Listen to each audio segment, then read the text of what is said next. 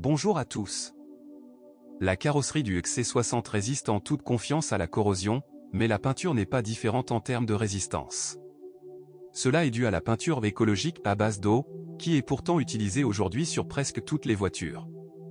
Mais si les éraflures et les rayures peuvent être polies et que les éclats peuvent être recouverts d'un crayon spécial, certains défauts ergonomiques résultant du design moderne sont difficiles à corriger. Par exemple, le XC60 présente une forte réduction de la visibilité en cas de chute de neige et de léger gel. Le fait est que les essuie-glaces sont situés sous le pare-brise, dans une poche sous la visière du capot, et cet endroit n'est pas chauffé, tout comme l'essuie-glace lui-même. Par conséquent, lors d'une chute de neige, dans les 5 à 10 minutes, l'eau et la neige, se mélangeant, s'écoulent le long du verre, formant de la neige fondante, dans laquelle les essuie-glaces tombent à chaque coup. Peu à peu, ils sont envahis par une puissante coquille de glace et perdent presque complètement leur efficacité même en cas de souffle maximal du pare-brise. Parmi les bobos corporels, on peut noter une serrure de coffre coincée et une panne du mécanisme de rabattement des rétroviseurs, ainsi qu'une perte rapide de la présentation des pièces chromées extérieures. Quant au moteur, le plus populaire des moteurs à essence, les Turbo 4 de 2 litres, s'est avéré être le plus problématique. La mort d'un moteur est généralement précédée d'une augmentation de la compression dans les premiers et troisièmes cylindres, ainsi que d'un code d'erreur sur le capteur de cliquetis. Sur une voiture sous garantie, le moteur a été remplacé gratuitement. Mais ce n'est pas tout. Le E5 en ligne de 2,5 litres a été testé par le temps, il a été installé dans diverses Volvo depuis le début des années 90. Même un turbocompresseur vit souvent jusqu'à 200 000 km, voire plus.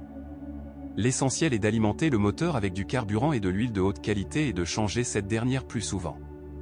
Les L6 sont également assez fiables.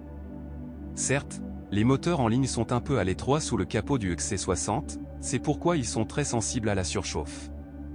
Par conséquent, tous les 2 à 3 ans, vous devez rincer les radiateurs du système de refroidissement et de la climatisation. Et sur les versions suralimentées, il est conseillé d'installer un turbo timé pour éviter une panne du turbocompresseur. Il n'y a pratiquement aucune plainte concernant le 5 diesel de 2,4 litres, il vous suffit de faire le plein dans des stations-service éprouvées et de subir un entretien à temps.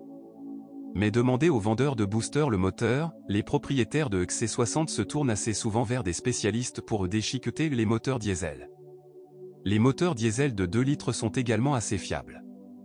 Il convient seulement de noter que le groupe à risque pour tous les moteurs diesel après 180 000 km est la pompe d'amorçage du carburant, les injecteurs et les bougies de préchauffage. Des moteurs à essence de 2 litres développant 203 et 240 chevaux étaient associés à une transmission à double embrayage à 6 vitesses. La transmission robotisée PowerShift empruntée à Ford n'est pas particulièrement fiable, après 50 000 à 80 000 km, il fallait souvent remplacer l'unité mécatronique et les disques d'embrayage. Pour augmenter sa durée de vie, certains concessionnaires recommandent même de changer l'huile de la boîte tous les 15 000 km. Mais les transmissions mécaniques et automatiques à 6 rapports n'ont suscité pratiquement aucune plainte. Et le ZF automatique à 8 bandes, qui remplace le robot depuis 2014, a gagné la réputation d'être invincible. La transmission 4x4 utilise un accouplement central Aldex, qui transmet le couple aux roues arrière lorsque les roues avant patinent. L'embrayage lui-même est fiable, mais craint la surchauffe. Si vous utilisez le XC60 comme SUV et que vous le conduisez tête et épaules sur un terrain accidenté, l'embrayage tombera tout simplement en panne. Le XC60 doit son excellente maniabilité et sa conduite assez douce à sa suspension indépendante. De plus, il n'y a pratiquement aucun point faible dans le châssis. Sauf que les jambes de force des amortisseurs avant sont parfois tombées en panne pendant la période de garantie. Peut-être que le principe du conducteur Volvo fonctionne dans ce cas, on sait que les Volvo, y compris le XC60, ne conduisent pas rapidement. Quoi qu'il en soit, même avec des courses inférieures à 100 000, le châssis du crossover reste en parfait état. Mais des pannes électriques surviennent périodiquement, le capteur de présence du passager avant tombe en panne, le calculateur de chauffage des sièges et de commande des vitres tombe en panne. À chaque maintenance, les défauts des équipements électriques doivent être scannés et, si possible, les erreurs accumulées dans le système doivent être corrigées. Sinon, à un moment donné, la voiture refusera tout simplement de démarrer. Le choix optimal parmi les Volvo XC60 d'occasion peut être considéré comme une modification avec un moteur diesel 5 cylindres en ligne et l'une des boîtes de vitesse proposées avec celui-ci. Mais il vaut mieux éviter les options avec les unités Ford, des moteurs turbo essence de 2 litres avec un robot. Comme toujours, La priorité est du côté des versions post-restyling ultérieures du crossover. Si vous possédez ou aviez un tel modèle, partagez des informations sur ce qu'il casse et comment dans les commentaires.